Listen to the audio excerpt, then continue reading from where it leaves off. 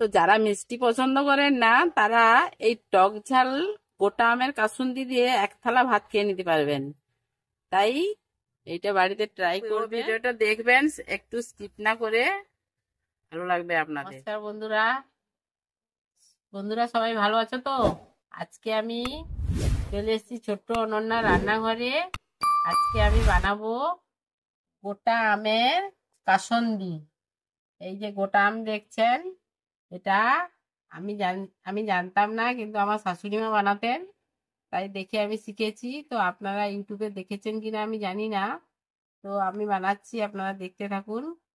এই আমটাকে আমি জলে ভিজিয়ে নিয়েছি, যেহেতু আর এমনিতে জলে ধোয়া যাবে না, এইভাবে ধুয়ে নিয়ে আমি মুছে নিচ্ছি। আর একটুও যেন জল না থাকে, এইভাবে আমি সবগুলো আম মুছে নেব।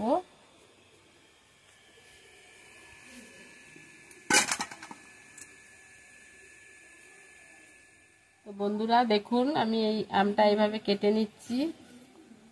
এইভাবে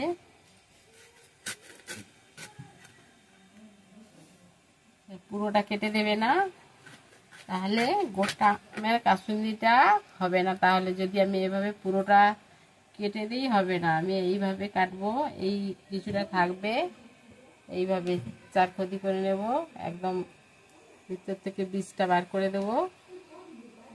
এইভাবে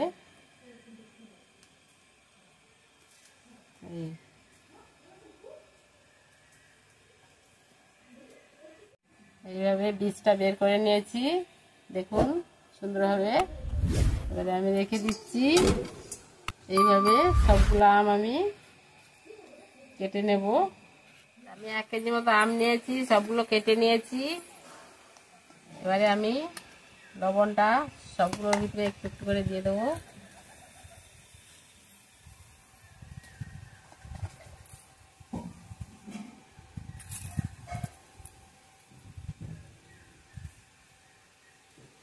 পরিমাণ মতো এইভাবে সবগুলো আমে আমি লবণ দিয়ে দিয়েছি, এইভাবে দিয়েছি, ভাগ করে করে এইভাবে দিয়ে দেবে।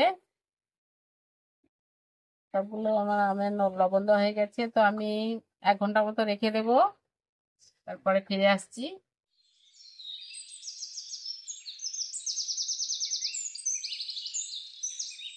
এইভাবে আমি আমটা দিয়েছি, 2 দিন মতো রোদে দেব, তারপরে মশলা দেব। গোটা আমের কাসুন্দিটা সেদিন আমি রোদে দিয়েছিলাম, 2 দিন রোদে দেওয়ার পরে এইভাবে হয়ে গেছে। এবারে আমি মশলাটা ঢুকিয়ে দেব, তারপর একটু তেলে ভেজে নেব, দেখতে থাকো। 5 ফোড়নের গুঁড়ো 1 চামচ, লঙ্কা গুঁড়ো 2 চামচ, জিরে গুঁড়ো 2 চামচ, কালো সর্ষের গুঁড়ো 3 চামচ। এটাকে আমি মিক্স করে নেব, তারপরে আমের মধ্যে দিয়ে দেব।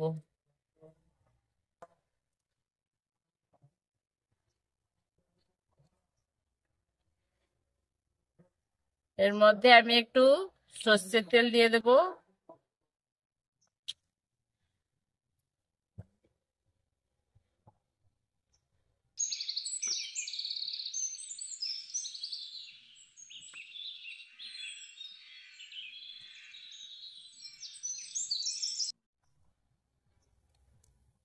এটা আমি আমের মধ্যে ঢুকিয়ে দেব। এই যে আম, এইভাবে ঢুকিয়ে দেব।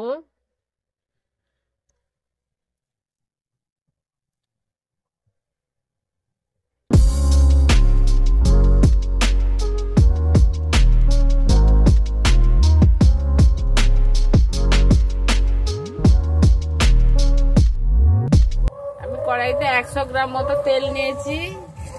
এই যে তেলটা ফুটছে, এবারে আমি আমটা ছেড়ে দেবো।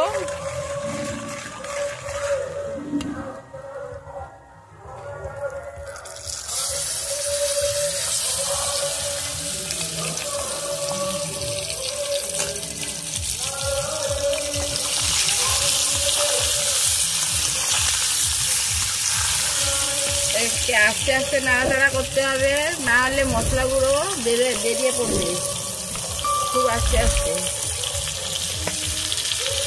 ভেজে নিচ্ছি, কোনো গন্ধ করার ভয় থাকবে না, তাই ভেজে নিচ্ছি।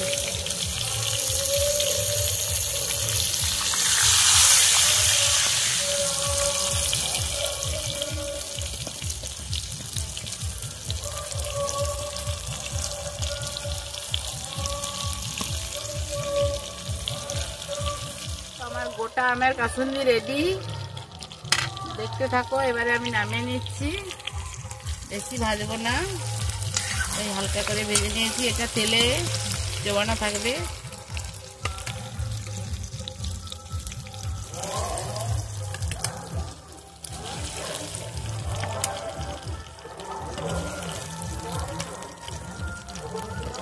তো আমার কাসুন্দিটা বানানো রেডি হয়ে গেছে, এই যে দেখুন কত সুন্দর হয়েছে।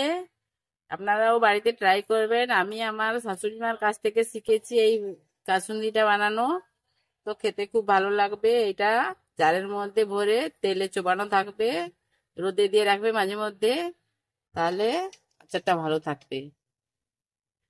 তো আমার এই রেসিপিটা যদি ভালো লেগে থাকে, আপনারা লাইক, কমেন্ট, শেয়ার, সাবস্ক্রাইব করতে ভুলবেন না। নমস্কার, ভালো থাকবেন।